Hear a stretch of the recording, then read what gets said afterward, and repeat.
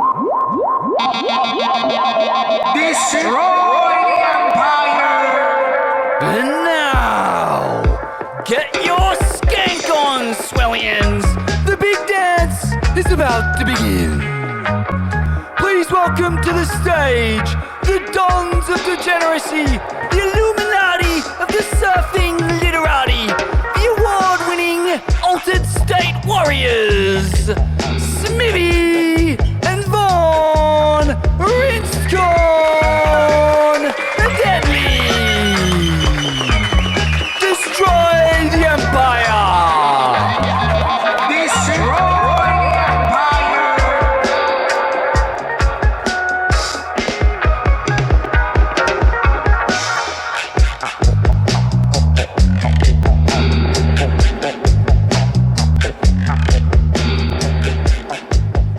Hey, well, first of all, I'd like to say, and I hate speaking to find me, because I want to be a part of this fucking dumb wannabe tennis tour. You know, I think they got his testicles so far up their mouths that this is bullshit, you know? I'm not thinking about that right now. I'm just thinking about having won the world title and hopefully trying to win another one someday. You just drop in and just smack the drop down, say bah!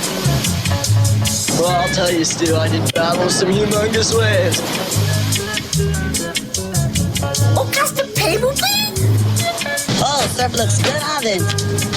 Not bad.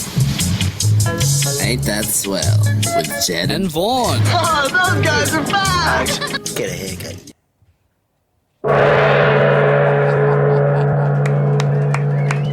Yeah, shredheads, waxheads, kooks and barneys, swamis, shamans, healers and dealers. Welcome to the inaugural Swellness Summit.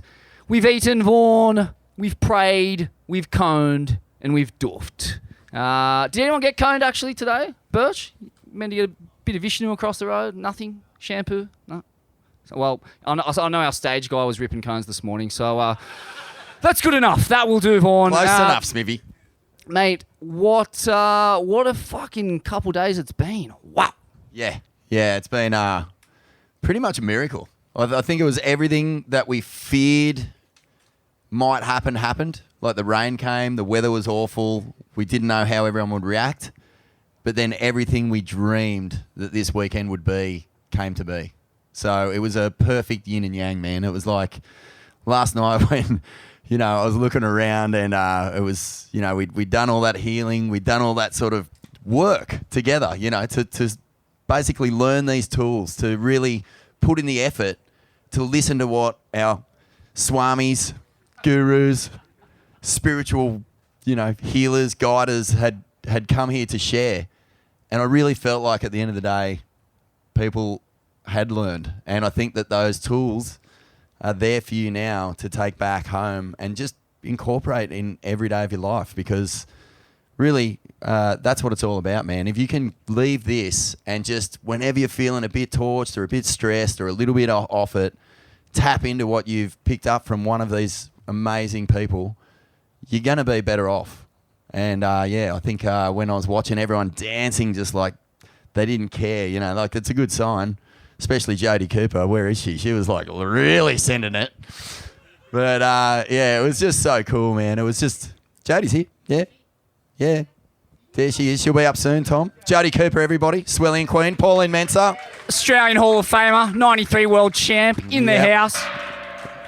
And, but yeah, mate, I was just blown away, and I really felt like everything that we dreamed that this thing would be came to pass, and it was only day one. I was like, far out. We got a whole day and far out. We really went for it this morning. There was no rest. It was just like healing, movement, healing, jiu-jitsu, healing. It's like, give me a rest. I can't heal anymore. It was amazing. But before we get into it, Smithy, I just want to honestly pay a huge tribute to Greenlight for supporting us. Did not flinch. Like, I got on the phone to Nick. He brought his team down. As I said yesterday, he has spent the last 10 years of his life dedicated to helping people, healing people. He has made a huge difference in people's lives. And to have Greenlight as our major support has been awesome. If you haven't had the consultancy, I think there's more sessions in the morning tomorrow. So do yourself a favour and get onto it. And thanks, Nick. Thanks, Flick. And a big thanks to Coopers. Like, they just came on last second. They're just a local surf shop from up at Coffs. They were willing to throw down, and we really appreciate that as well. So, they've chucked in some vouchers and stuff like that. But, the support sponsors, it's one of those things. Sometimes it can feel like you're just reading through them, but these people really made a difference and helped make this thing happen. So big thanks. Unreal. Should we get the rest of our Swellness All-Stars Let's do up it. here? Let's get Jodie Cooper up here. She's an Australian surfing Hall of Famer, the winningest. Is she in part 2? Yeah. Oh, fuck, sorry. Who's in part 1? Whoever's in part 1, come out here, please. Oh, we got Dingo Morrison, one of the coolie kids, a former world number 1. Get on up here, Dingo. Come on, Dingo Morrison. We got Brad Gerlach, another former world number 1, all-time style master, big wave lunatic. On you come, Ger. Who else is on this time? We got Rashi Dungarwalla. Rashi Dungarwalla, our mental health professional. Come on, Rashi. Big round of applause. Brad, wherever you want to sit. Rashi, do you want to sit here? Thanks so much for being on the panel. Thanks so much for making the effort to come down, guys. It's been unreal to share in the wisdom. Ger, Wave Key, it's really, it's hitting the spot, man. I think a lot of people appreciated that this morning. And I can't wait to see, how many people you're going to have to kick out of your house tomorrow morning because, it'll be good. And Rashi, thank you for joining us as well. Dingo, love you, bro. Legend. Now, we've got such a stacked panel that we're really only going to get one bite at this cherry. So, I'm basically just going to have to go one question to each of you and we'll kind of run off that. What we're about to hear is a lot of anecdotal evidence about basically the many pitfalls in our culture that's making us crook. And I guess something else I was going to say. Oh, yeah, that's right. So along with anecdotal evidence, I think it's very important to back that up with scientific evidence, which is basically just the fucking 10,000 anecdotes all joined together. So I'll be trying to do that with this book, Lost Connections by Johann Hari, which is an absolute stonker of a read. I'm sure some people in the audience have read it. It's all about how our culture is making us sick. And Tommy, I'll direct the first question to you, mate, because, you were, a bona fide Australian international celebrity. You were one of the first properly minted professional surfers. You experienced the absolute highs of materialist, consumerist, capitalist culture. You met prime ministers. Mate, after all of that, and it was all during the 80s too, which was a decade of, greed is good, cocaine, Wolf of Wall Street, mate, it was basically when capitalism really started to go tits up and start skull fucking us. So, and look, to be real, no one got more skull fucked than Tommy, and it's absolute. It's amazing that he's here to tell the tale. Tommy, mate, you experienced the highs of capitalism, and how did it make you feel? Oh, it was really fun at the time. Right, so that's what it is. It's like it's sort of a lure, the lure of. I think, really, the whole idea of being involved in a professional, making the sport. When I started, there wasn't any sort of pathway to anywhere. It was just really the pathways down to the beach, riding a wave, and that's what I started out. That's why I loved surfing. But all of a sudden, I'm sort of in this sort of competitive pathway. Oh, because I've got to, and all of a sudden I kind of latch onto that, and then I've got to be the best at the beach or the best in the contest. I've got to be the best at this, and then I'm all of a sudden, getting most recognition. So I kind of get drawn into the recognition of being really good, and I like it. So that's sort of the kind of baseline, and then competition becomes I just don't think I was a competitive person. Normally, I wasn't naturally 24/7 competitive like some people I know that I witnessed. Oh my, how's this person? They just want to go the whole time, And so it just wasn't quite like that. It was more like, for me, I got sort of edged into it, and I kind of bit on it, and I kind of don't mind biting on things, and that's what I got to know about myself. And over time, I went for the big one.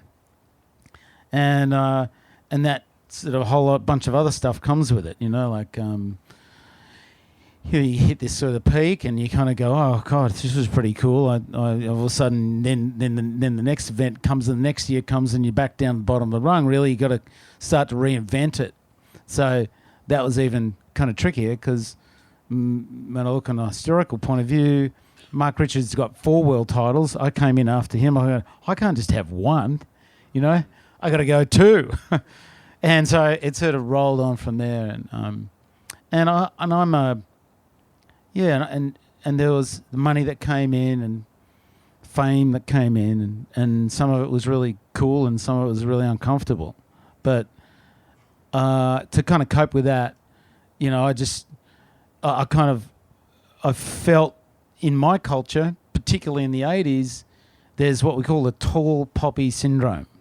Now, when I've had a lot of that message layered into me, and all of a sudden I am a tall poppy. So, and I actually sort of had to drive myself out of my local beach to get out in the world beyond that tall poppy culture at my local beach.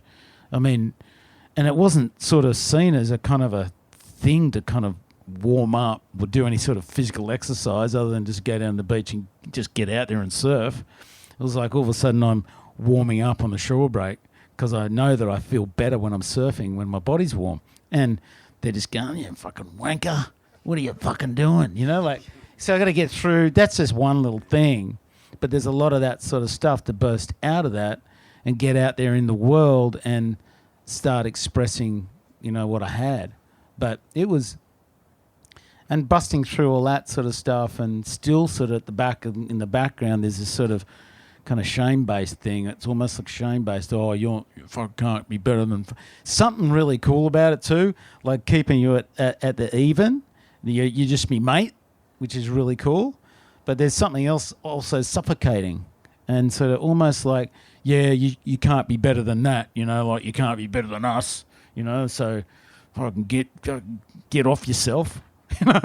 So I'm like, oh, wow. And I was quite sensitive as a kid, so naturally very sensitive. And I think you have to be to get really good at what you're doing. You have to have a lot of sensitivity and to improve on that stuff. But anyway, next minute there's a lot going on. I got a business manager is just off his tree, right? And God knows him. And it's these sort of relationships that I kind of got caught up in that I realised over time I had to get out of. All those sort of things were a big part of the journey. And I think if you're not really... I don't think I was beyond 7 years of age, when I was going through all this. I lost my mum when I was 7. So when I look back on it, when I lost my mum at 7 years of age, I lost a part of myself and my development. And I can talk to trauma across the board for all of us, and that's how it informs our kind of later experience in life. If it's not sort of seen, or you haven't got the sort of support you need in those situations, and all of a sudden, like, there was this sort of void in my life. I can't even recall it properly how I dealt with it because my brain wasn't fully, didn't have the hardware in there yet to actually emotionally take it on. So I had a lot of sort of things that I had to kind of face later on in life. But at the time, getting recognition for being a really, really good surfer seemed to sort of fit the bill, and get really good at it to sort of get the recognition and fulfillment, And I get that fulfillment for a moment, and God, I go back to square one again. And that's and it was sort of nice, but I had a lot of fun doing it. Like, there's no doubt about it. It's fucking the 80s. I'm not saying I'd ever want to change anything, really, because it's kind of cool. It really, I love that observation. I think Eckhart Tolle, he kind of is a wonderful spiritual teacher and says it quite straightforward, doesn't he? Just be present, now. I mean, everyone's going, oh, hang on, now's, and then there's now, and then there's another now, and there's another now, What are you talking about? And then we want to pull it apart with their intellect and stuff. But fact is, there is only one moment, and he sort of says it really beautifully. It all seems all wacky, but I get this. Your greatest success becomes your greatest. What you want to call failure. I don't know. And then your greatest failure, appearing success, becomes your greatest success. You get what I mean? So there's nothing really out of place in any of this, but the lessons, like we're hopefully able to sort of evolve through things like this, getting together, talking about things that I wouldn't necessarily want to talk about, and coming forward, particularly at times of when it doesn't make any sense at all. And that's what I've, even today, it takes a lot for me to kind of reach out, and that's still rigged into my system. I can do this on my own. And it's a very, very tricky place to be. It sounds like the lesson, or one of the lessons out of what you just said, is to not be too hard on yourself for the mistakes that you make in your life, and to not kick yourself in the face or the nuts or the butt or whatever you're kicking yourself in. But, like to be kind to yourself, especially when you're having a hard time, or when you're, struggling with something, or you felt like you were at a peak and now you're in a trough, like to understand that being hard on yourself doesn't really help. You've got to just put in some work and get out of it. And for some of us, that doesn't make any sense at a deep level because of that sort of something's happened in our past that suggests that we don't have any support, we're unloved, we're incomplete as a human, we're all these storylines, and so you've got to go it alone. At some point, we just want to isolate and go all alone and think we actually. And the trick is, it's so reverse. We actually got to do completely the opposite to what we're doing. I just want to go and just be on my own now. And success in our culture is rewarded with, it's all built on consuming more. You get rewarded with more and more material things, a lot of which is, flash cars, luxury, women trophies, alcohol, caviar, cocaine, and so on. It's this kind of culture of decadence, right? And I guess my point is, you've had access to all of these, and I guess this is a part of the high life. But at the end of the day, what does it amount to internally? Does it make you feel good? I mean, well, it's quite. If you figure it out, you sort of you eventually have if you keep going on that direction, like I talked about this morning, you're going to have a corrective experience, because there's the laws of nature. Yeah, you will have a corrective I love that experience. euphemism. You've dropped it a number of times in this. It'll happen. It's great. It will happen. It will happen. That's for sure, man. It's coming. But they don't tell you this. It's not in the manual of capitalism and our culture that this corrective experience is coming. And as a result, a lot of people don't survive it, man. And you can see it actually happening at a broad level in many other areas, at a broad level, societal level, cultural level, all kinds of levels. There's corrective experiences going on all the time. I mean, look at poor old Russia and Ukraine having a full. There's going to be some pretty hefty ones coming there. So, and that's reverberating across the world. So, but then there's enabling, right? Yeah. And yes, and there's someone trying to support you in trying to save you from your corrective experience, and which is really tricky. And that's happened for me too. But while you're on the subject of this idea of capitalism and so on, a good book to read, if anyone wants to think about a book, is Gabor Mate. It's called I can't believe it skipped my brain, but it's titled The Myth of Normal. Okay, so The Myth of Normal. It's a wonderful book, and it really starts to hit the nail on the head in a way we're kind of like locked into this consumer, just buy anything, just go on here, like auto buy, go do that. Oh God, I've got this stuff coming in the mail. Dun, dun, dun, dun, dun. Oh, what's that mean? Oh God, I've got too many. I've got 2 of those. Now I've got 3 of those. And I get a gift. Christmas comes around. I got 4 of them. What am I going to do with these things? It might be as simple as just a couple of plates, but you got too many of them. It's absurd, and we're actually sort of cluttering our mind. And we're not cluttering just our space, but the mind gets cluttered at the same time. And so, yeah, it's a tricky one. We're really in the thick of it. I love that you mentioned Gabor Mate. He's one of the preeminent, trauma specialists. He's actually just done the rounds, doing a heap of podcasts with Joe Rogan and, just the heaviest hitters in the world. He is, like, bar none, one of the great minds of our time for sure. And, incredibly wise. And I guess this book, Lost Connections, is a very similar kind of strain to that. And I'll just read a bit of it now. Bit of science just to back up some of these anecdotes.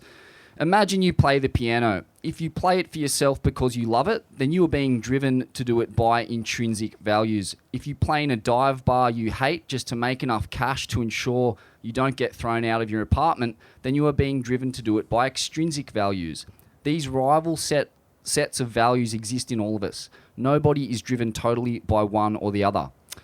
Tim, this is a scientist, began to wonder if looking into this conflict more deeply could reveal something important. So he started to study a group of 200 people in detail over time.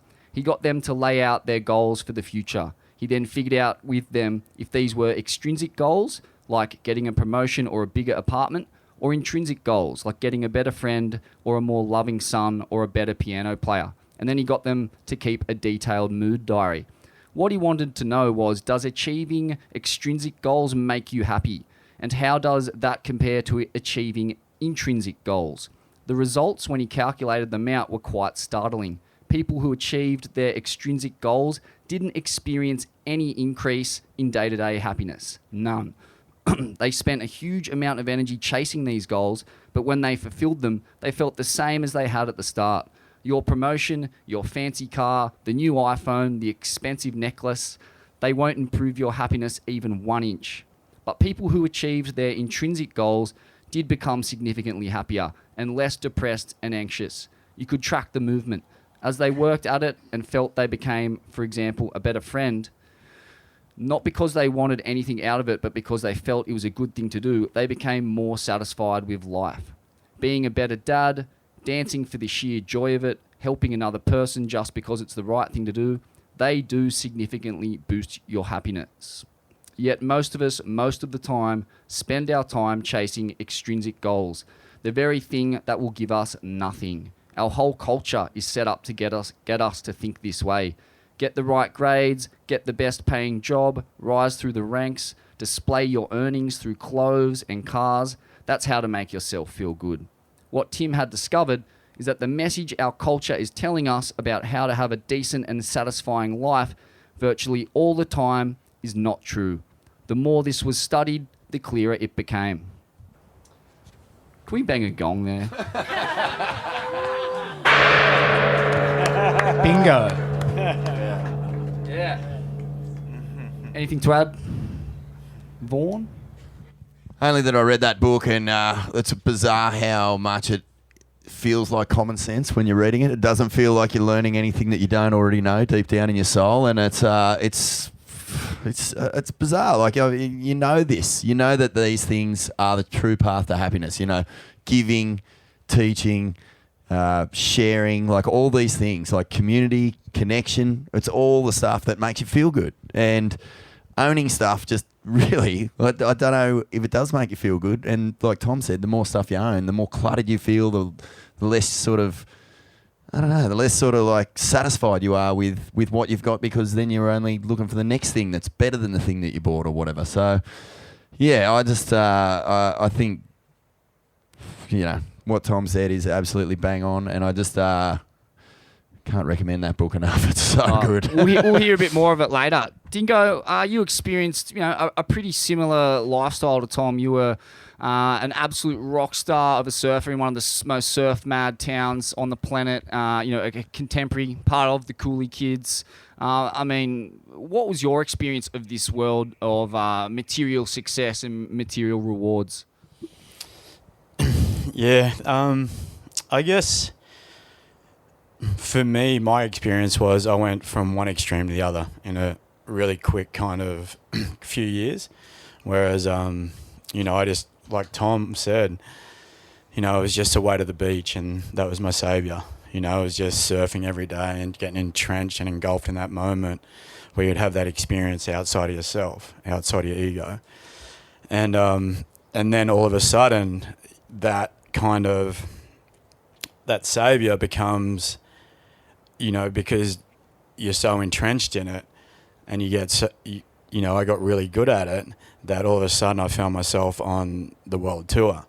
And then for a kid that, you know, that I didn't have much of a foundation underneath until actually later on I found out that actually that the outside world was what I was trying to get fulfilled from, like it says in that book, you know. And when we kind of go for that external place of just trying to grab and grasp onto other things that are coming at us, whether it's women, trophies, all this kind of stuff that is presented to us outside, it really is fleeting, you know. And then we tend to really not look at the internal stuff and see that it's actually an inside job that makes us happy.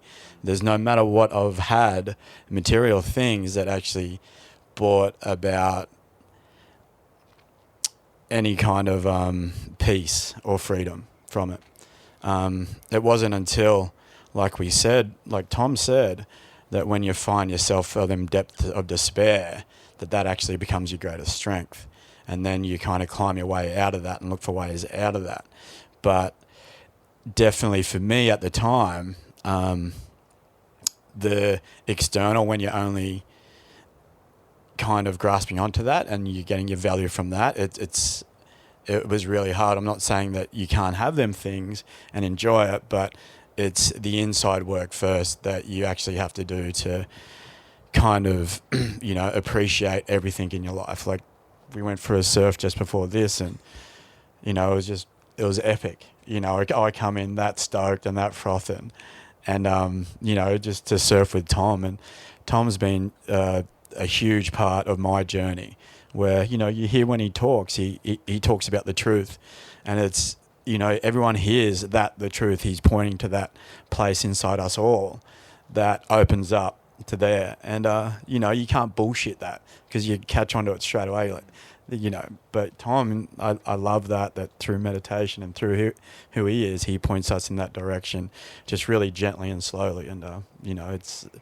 I love that. 100%, man.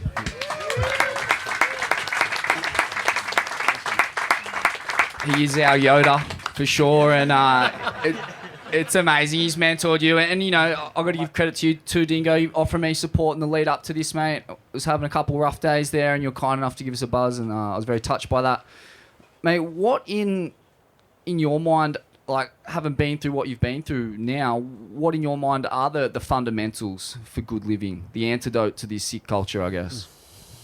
For me, it's surrendering, just complete surrender within a moment, and trying to show up and be the blessing within that space, rather than, you know, there's for me there's this self bondage kind of person that will just take and self pity and I'm this, I'm that, and you know I really want everything to be about me, and then you know when I can actually show up and just try to be there and be of service to someone, that really relieves me from that bondage of self. So I really try to, you know, it's ongoing thing, and I don't think I'd ever reach that place at Snapper. So, you know, but you know, it's a journey and progress, not perfection. No one has reached that place, mate. No one will ever reach that place at Snapper. So good. All right, yeah. Well, that really kind of leads well into our next little excerpt from this Bible of Good Living. This is about exactly that, mate. Like, you know, you went through a really traumatic start to life, and I guess, haven't experienced some overlap, I guess, with that kind of traumatic start to life. One of the really difficult things is when you do get so self-obsessed, and it is hard to it's hard to think of anyone else when you're suffering so much. But in fact, the thing to do when you're suffering is to think about other people. It's the quickest route out of suffering, and that's exactly what this next bit is about. But unless you'd like to say something. Yeah, I think that it's just a connection that we have with people, and like even everyone here in this room, just to have a connection. And if I don't know the answer within myself, I'm sure that someone here will have it and be able to point me to that path of truth. So, once we kind of have that community around us and like our little tribe that we can trust and point us in the right direction, it relieves a lot of self. And, that's been a part of my journey. And like, there was a lot of things that I had to understand from when I was younger that was actually keeping me from able to actually let go of a situation, because I was showing up in that moment really traumatized because that was survival instinct from when I was a kid. So it wasn't until I could actually get still and actually see these traits that I'd picked up along the way that I could actually heal them. And all the healing is the awareness around that. And then once you can actually have the awareness around it, it brings a healing. Like, it's not like you have to actually dissect it and intellectualize it. It's just the awareness that brings you to that place of space, because what you have been coming from, that traumatized events or whatever happened, when you can actually see that actually that's right here in this moment, has nothing to do with this, and I'm actually showing up with this stuff. So, it's just about being honest, and it was through connection, through having guys that I really trusted pointing the way to the truth. That concept of awareness, I mean, it's talked about so much in spiritual teachings, particularly Buddhism. One of those people who's kind of shined a light for me, Mingyur Rinpoche. He's an iconic, kind of like in the echelon of the Dalai Lama, but he was talking on a podcast recently just about this concept of awareness. It's almost like, as a little hack for you all, like it's almost like a mantra. You can just say that word in your head, and you'll kind of almost feel yourself lift out of the emotion and break that loop between thinking and feeling, or fueling the emotion with the thinking, and you go into that awareness, and you immediately become the witness, and you develop that awareness just by saying it as a mantra. It's pretty tripped out. I'll just read a bit about this, a bit from this book that touches on what Dingo was just saying. I'm conscious that in some bookstores this book will be shelved in the self-help section, but I now saw that whole way of thinking is part of the problem. When I have felt down up to now, most of the time I tried to help myself. I turned to the self. I thought there was something wrong with the self, and the solution would come from repairing and aggrandizing the self. I puffed it up, but it turns out the self isn't the solution. The only answer lies beyond it. My desire for a solution that was private and personal, the psychological equivalent of a pill, was in fact a symptom of the mindset that had caused my depression and anxiety in the first place. After I learned this, I made a conscious decision to do something differently. Until I learned this, when I felt depression and anxiety start to set in, I felt a panicked need to keep my head above water, so I would try to do something for myself. I would buy something, or watch a film I like, or read a book I like, or talk to a friend about my distress. It was an attempt to treat the isolated self, and it didn't work very often. In fact, these acts were often the start of a deeper slide. But once I knew about Brett's research, I saw the error I had been making. Now, when I feel myself starting to slide down, I don't do something for myself. I try to do something for someone else. I go to see a friend and try to focus very hard on how they are feeling and making them feel better. I try to do something for my network or my group, or even try to help strangers who look distressed. I learned something I wouldn't have thought was possible at the start. Even if you're in pain, you can almost always make someone else feel a little bit better. Or I would try to channel it into more overt political actions to make the society better. When I applied this technique, I realised that it often, though not always, stopped the slide downward. It worked much more effectively than trying to build myself up alone.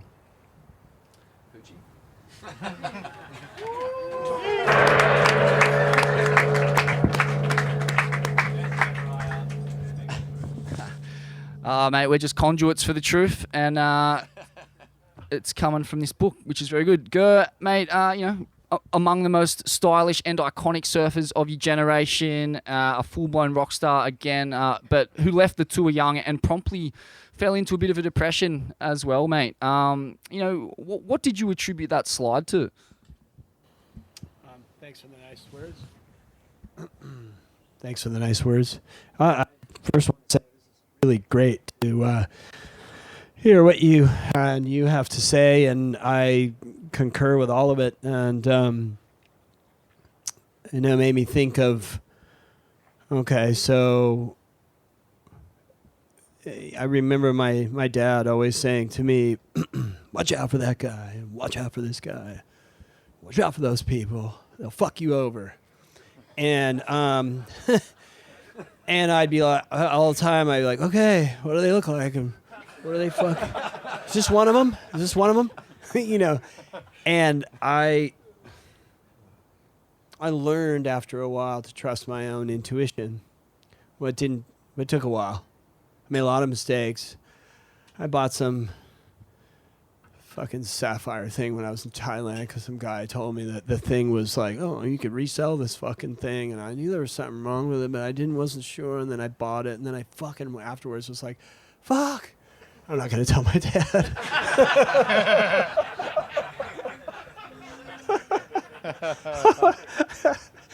That's so true though. I was like, I'm not telling him, man. But after a while, I developed this intuition, and I noticed I could trust myself, and I could trust because I'd ask myself questions. How do I feel with this person? How do I, and there's some people that are just feel they're right there, right in the moment with you, and then you develop a trust, and then you open up, and you just share what you're feeling and how you're feeling. And it's important to, I think one of the most important things you can do is learn to listen. And I was told I went and saw this. I kept going to these relationships. I was in a relationship, and I fucking tortured, and another relationship, I was tortured, another relationship. I just couldn't kind of, I wanted to have a family when I was 30, like early 30s. I wanted to, but not with her. She's great for a short time, but not for a long time. And yeah, so I ended up just through another friend, a really great friend of mine, Australian. And I'm living in the States. He comes, he's like, oh, I just saw this tantric lady, and fucking woo, and I'm like, tantric, tell me about it. And I was in a relationship. The relationship there was something wrong with it. I couldn't it was going well enough to where I was like, fuck, it's going good enough. We get along good enough. Like, I shouldn't be so, I need to work on myself all the time, and keep this going because it works well enough. And what am I going to just hop to the next one and hop to the next one? I need to hang in here. But she did a bit harder. Try that out again. If it cuts out, maybe switch. Oh, is it cutting out? So anyway, in the relationship, it was just like, no, it was just, there was something wrong. And mainly it was a sexual chemistry.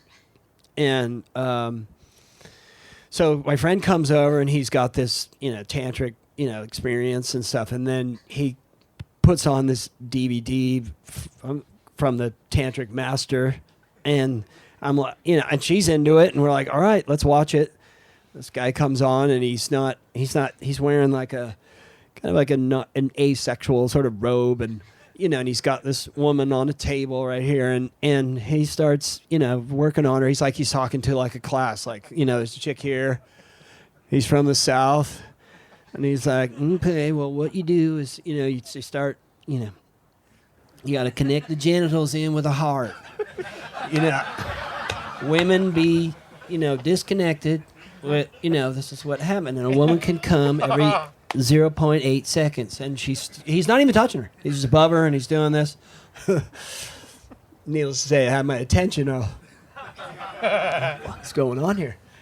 Anyway, I end up saying, well, look, I like my lady who was my fiance at the time. I'm like, I like her to get the experience of you into it, babe? Yeah, and it takes. I call. I try to get the appointment. It takes forever. Her and I break up before he calls. It's like, that's it. I'm out of here. And I knew it was a good thing. I was like, I kept saying that. This is a good thing. This is a good thing. I'm out of here. It's a good thing. But he calls. And he goes, and I go, well, I'd still like to pay for her to have it because I think it'd be a good gift to just. I think she was an actress, and she wasn't getting any jobs, and she was really good. But his whole thing was that a lot of women don't take on masculine energy in their most powerful sense. They are in their feminine energy, and so I thought, well, she could learn something from him. Let's give it, So he goes, oh, what's her birth date? Whatever. And then he calls me back later, and he goes, yeah, she does. Like, what's the deal? He's like, oh yeah, she's got a lot more energy than you. And I'm like, and I was like, and I go, I'm kind of like, he's like, oh, no, that's not a bad thing. And he goes, just that, you had to come up out of your natural state in order to meet her energy, and she just wore you out. And I was like, fucking bingo. I don't know. I was like, that's exactly right. I was just coming up all the time. I was just out of my own sense of who I am. And so I know this is a long story getting to this point, but I am going to get to this listening point because the thing that I ended up going, hey, can I just meet with you? I want to ask you every single question about women that I could possibly muster. I must have asked him like 1,500 questions because I saw him like 4 times. No sexual shit. Like he doesn't do anything with men. But I did see the girl too, and that was pretty good. It's a healing though. That's the thing that's crazy about tantric. It wasn't like, oh, I'm touching your hair. You like that? No, it wasn't that. It was, we're healing it. I'm like, okay. That's a whole sidebar, sorry. But the point is, he gave me a book, and he said, here, read this book. It's written by a woman. It's called The Manipulated Man.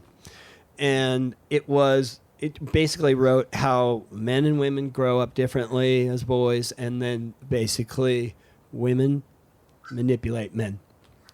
And I read the book, and there was no solution to it. There was no like, oh, and then here's what you do. And I was like, what do you do? He goes, yeah, it's harsh, huh? And I go, yeah. And he goes, the only thing you can do is you got to listen to every single word that she says 24/7, 365. There's no breaks. And I was like, how the fuck? I was, no, that's impossible. And as I was kind of saying it was impossible, I was like, you know what? That's like the best advice ever.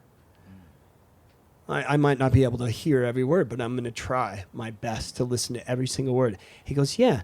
And, when they say something and it doesn't quite sound right, you just say, excuse me, say that again. And then they'll say it again and go, oh, yeah, right. That's kind of fucked up, huh? Like, My wife tried to tell me the other day we're staying at this Airbnb and there's all this extra meat. And she's like, and there's a footballer that lives across the way. It's in Coogee, I don't know, New Zealand guy, whatever. And big guy. She's like, oh babe, we're leaving. Like, here, why don't you give meat to this guy across the street? And I almost was like, oh yeah. And then I went, and I played the scene out. Oh, hey bud. Want some leftover meat? You're all set? Yeah, I figured. Fuck. I played the whole scene out, and I looked at her and I went, oh yeah, that's what you want? And I did do it. She loves me for that shit. So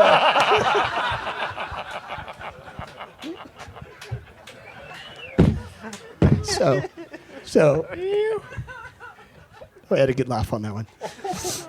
So when I met my wife, she fell in love with me first. Fuck, that's just the worst. They fall in love with you first. You're like, oh shit, fuck, what do I owe? Oh no, she's gonna be mad at me. Oh fuck, like I'm not there, whatever. So she goes, I love you. I'm just gonna say it. And my old self would have went, oh, I gotta digress for a second. So this guy says to me, basically, you gotta listen to everything they say, and no cheating, no hiding, no lying. That's little boy stuff. Women don't like little boys. They like confidence, and it takes balls to be honest. And so I felt like after I met the guy, I was like any time after that point, if I lied or I cheated or I kind of had a few different chicks going, I'm like, oh no, I'm sick. Didn't do that anymore. I just went, I'm with someone else, and it worked. It worked every time. But anyway, when I met my wife and she said I love you. To me, I didn't go, oh, I love you too. I didn't fake it. I just went, yeah. That's what I said. I went, yeah. Kind of like, and her reaction, and I was thinking, oh, I'm going to get it here. And her reaction was, ah! She just cracked up at me. I was like, yeah, right. Like, you're not going to fall in love with me. Like, it was amazing. And then I was like, all right, I've got that. This is it. I say, hey, look, it's too much. You're in love with me. I'm not in love with you. It's never going to work. Or I went, how do I feel with her? I feel super good with her. I'm gonna listen to everything she says. If she says one thing I don't like, I'm gonna go, I don't like that. All my other girlfriends, she would say something I don't like, and I'd be like, and shove it under the rug until it got to the point where I was like, who am I with? Fuck this bitch. Who am I with? How can I be with such a mean person? I'm not mean. I mean, and that's real. And so with this listening thing, it's a survival. You listen to not just the women, but every word that everybody says. You listen to every word, and it gives you, it'll tell you, it'll help you trust to open up to your friends because you need to open up. You need to tell them, I don't feel good, man. And not be like, yeah, fucking, drink some cement, you can't. Have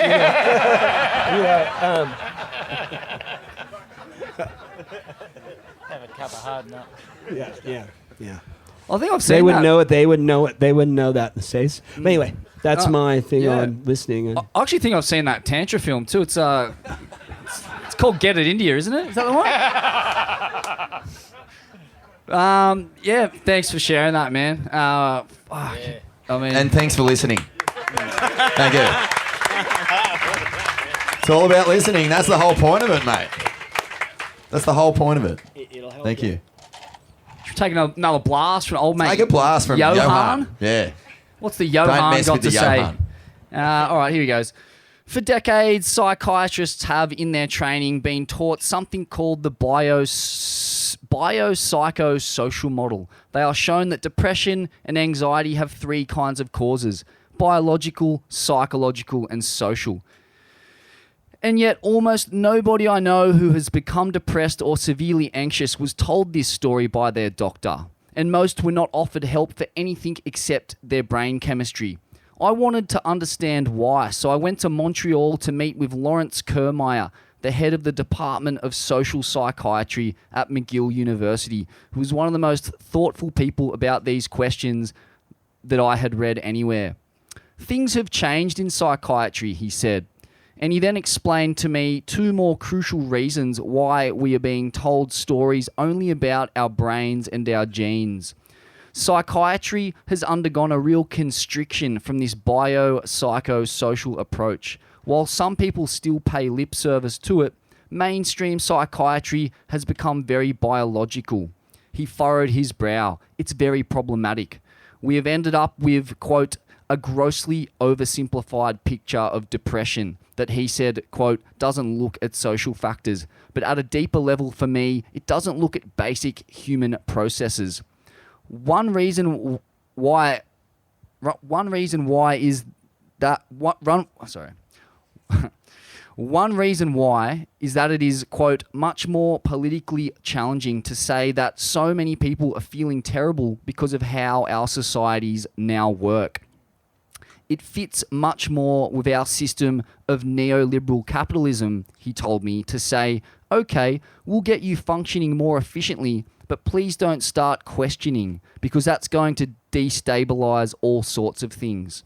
This observation fits, he believes, with the other big key reason. Quote, the pharmaceutical companies are major forces shaping a lot of psychiatry because it's this big, big business. Billions of dollars, he said.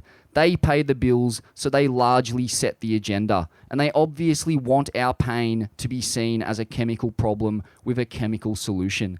The result is that we have ended up as a culture with a distorted sense of our own distress. He looked at me. The fact that the entire program of psychiatric research should look like this, he said, is really disturbing. Now, I'm going to throw it to Rashi. You're a mental health professional. Can you talk to us a little bit about, I guess, the culture of psychiatry, of psychology even, the influence of pharmaceutical companies on just the solutions that we're given to heal ourselves? 100%. I can talk about that. Thank you so much for having me, and thank you so much. Those were great stories. First of all, I guess I'm not a psychiatrist, I'm a psychologist. And the difference, I guess, is that psychiatrists do prescribe medication. I don't. So if you're a psychiatrist, you basically you do medicine and then you specialize in psychiatry. So they are trained in that medical model. And psychologists, which is what I am, we're trained in sort of talk therapy, but also bottom-up therapy. So talk therapy is a lot of top-down therapy, which is a lot of talk therapy and sort of some understanding the framework of why things might be happening for you. And I personally, in my practice, always look at the social factors and look at not just the biological factor, you know, what's happened in your family, what's happening in your environment. It's really an ecosystem. Your brain, your nervous system, your body and your environment all sort of work hand in hand to sort of help us understand what's happening for you. Psychiatrists, obviously trained in the medical model, usually do end up prescribing some sort of medication. I can't speak to psychiatry because I'm not in it, but I think that probably there is like an overdiagnosis and a tendency to veer towards just medication as the answer. For some people, it can be life-changing, it can be life-saving. But I think if that's sort of the first point of call, I guess we can sort of miss out on all of the other factors that could be contributing to why you might be feeling that way. And that's a problem. A big reason pharmaceuticals are overprescribed in this country is because they're all on the pharmaceutical benefit scheme, which is a government-funded initiative as a result of intense lobbying from the pharmaceutical industry. So the pills are all given out for free, while all the stuff that we've been doing at this summit, that all costs money. Yoga, breath work, you know, all these healing modalities are expensive. They're not covered by the government. And so, you know, you go to see your average GP, they will, GPs, do they have the power to prescribe SSRIs? They do, so they can prescribe sort of medication for depression and anxiety, but then when it comes to maybe... And oxys and benzos, like doctors are infamous for this. But they're not also provided that much mental health training. So if, you feel like you want to try the medication route, I would go to the psychiatrist, but the GP can prescribe if they need to. And it feels like they lean on this a lot. And mate, I've actually lost total faith in general practitioners. My experience with them has been awful, and they're actually the first point of contact for a lot of people with mental health issues. Yeah, they're sadly. the first point of contact to come and see someone like me, which we're trying to advocate to change because... Got some fucking white-haired 60-year-old dude and you're like, mate, have you heard of Wim Hof? And they're like, what's that? Yeah. I feel like throwing him out the office, mate. Yeah. Straight out the window. Get out of here. Upskill you cunt. But you don't also need to go to the GP if you wanted to see a therapist. But all the things that we've been doing this weekend, are incredible. And they're all things that, like, for me personally in my practice with clients, I always incorporate. So the first thing that I teach a client in the first session is basically about their nervous system, how to get into the parasympathetic part of your nervous system, how to, what they even mean, what it is. Maybe if I can briefly explain, because I think we've talked a lot about it over this weekend, and obviously all of the practices we've been doing have been causing us to be more in the rest and digest part of the nervous system, which is called the sympathetic part. So even though it's called sympathetic, it's I made a mistake. The parasympathetic part, which is our rest and digest. So whenever we do breath work, whenever we're in cold water, you've been doing the ice baths, you are sort of activating this part of the nervous system that helps us rest and digest. And when we're heightened in any emotion, we go into the parasympathetic part of the nervous system. And another thing that happens when we go into that part of the nervous system is that a part of the brain, the prefrontal cortex that controls our logical and rational thinking, it goes offline. And so I think a few practitioners here have talked about these practices creating a bit of a gap between yourself and your thought, or yourself and the thing that you're about to do. So by creating this gap, we sort of change our reaction into a response. We allow ourselves to sort of zoom out and be able to calm down before we do the next thing. We sort of come back to that present moment, all these sort of great things. I think obviously most people here are surfers. It's a surf community. There's a reason why I think a lot of surfers are really calm, or that they are drawn to surfing in the first place if they've come from backgrounds that are quite challenging. And it's because cold water activates our vagus nerve, which ends in that part of the nervous system that's our rest and digest. There's obviously a lot of community in surfing, and we've talked a lot about how community is so important in helping us with our well-being. You're doing breath work when you're in the water. That's also activating that rest and digest. So all these things, yeah, they work really well. We're having an interesting chat the other day. We're talking about how, capitalism really is all about the success of the individual, and it sets this up as the goal to be the person on the top of the pile. And some of our guests here have been that person on top of the pile, and it didn't make them feel very good. You're of South Asian ancestry, heritage, and so we were talking about that. That's a collectivist culture. It's a very different mentality. Everything is, it's all about the community, church, religion, spirituality. Yeah. Can you explain, because a lot of what we're doing essentially comes from these collectivist cultures exactly at this event. And we're basically, capitalism, in my opinion, it's hit a dead end. It's kind of run its course, and it was great. It gave us technology in abundance, but now it's time to kind of really start to look at what we can do to satiate the soul and the internal environment. And we're looking more and more towards these collectivist cultures. Yeah, so a lot of the practices we've been doing come from a collectivist culture, and a collectivist culture is just exactly what Jed said, like a culture that is, has community. It's sort of like a tribal in a sense. And so these practices are ancient practices that have obviously, been getting utilized for centuries. And I guess the West, which is more of like an individualistic culture, is starting to adopt a lot of these practices because they're realizing that, they work really well, and we need to be back in community. And I think over this weekend, everyone sort of we've switched off from our phone. You know, there's no reception up here, which has actually worked really well because people have been able to drop into all of these practices. We're together. There's like an energy. And it feels really good. You know, there's a reason why when we do things in community, we feel so good afterwards.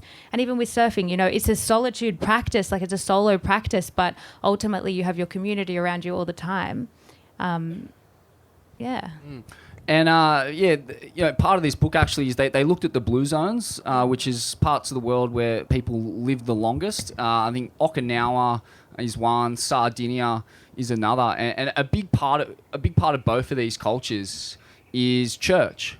And you know, church, like, you kind of have this association with church as being religious, but really I think that's secondary to what it actually does, which is bring people together. It's a constant communal touch point where you get to see crew from your community, and you know, all those little interactions add up to a lot, especially when, you know, you're wearing your Sunday best and you're on your best behavior and you've just prayed.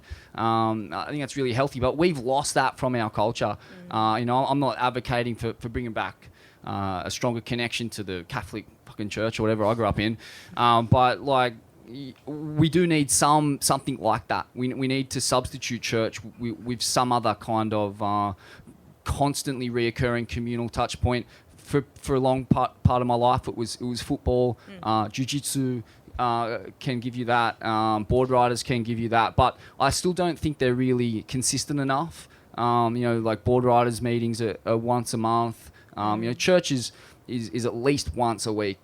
Probably 3 times a week at least, and we need this. And without it, we're disconnected and you know, getting sick, because disconnection, social isolation, these are the quickest routes to mental illness. Yeah, we were talking about, you know, I see a lot of clients that are really lonely, and I think you know, they're sort of, we don't realize how much of a loneliness sort of epidemic that we're in, and I think that the types of modes of connection that we're using now are, they feel like, you know, we're connecting, but it's not connection in the way that we really need. And that's why I think a lot of people come to see me too. You know, for some people, are their only point of touch, and, you know, talking about wanting to be heard and wanting to, you know, having people listen. I think a lot of people are missing just feeling heard and having someone that they can go to on a regular basis. Incredible. All right, well, I think it's time for a little break, and then we're going to stack the panel with some more call lords. Pushy, hit the fucking gong, man.